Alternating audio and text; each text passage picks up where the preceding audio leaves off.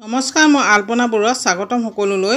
কেইবাটাও কমেণ্ট পাইছোঁ বা আমি কেঁচাকৈ বুট মগু খালে আমাৰ গেছ হয়, খাব নোৱাৰোঁ।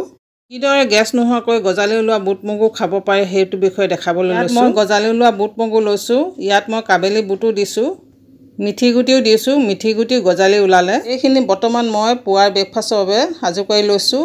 ডায়েবেটিক ৰিভাৰ্ছ কৰিম বুলি ভবাসকলে বা ৱেইট লছ কৰিম বুলি ভবাসকলে ব্ৰেকফাষ্টত এনেদৰে গজালি ওলোৱা বুট মগু ল'ব পাৰে। আৰু মই ইয়াত লৈছোঁ গৰম পানী। এই গৰম পানীখিনিতে মই ইয়াত গজালি ওলোৱা বুট মগু দি দিছোঁ খাব পৰা জোখত। তাৰপিছত মই এইখিনি ঢাকি থ'ম 15 মিনিটৰ বাবে, যাতে গজালি ওলোৱা বুট মগুবিলাক অলপ কোমল হৈ যায়। এনেদৰে কৰাৰ কাৰণ হৈছে এনেদৰে কৰিলে আমাৰ গেছ নহয়। বহুতৰ কেঁচাকৈ বুট মগু খালে গেছ হয়, পায়খানা আদি হয়, কিন্তু এনেদৰে খালে এই সমস্যা নাথাকে।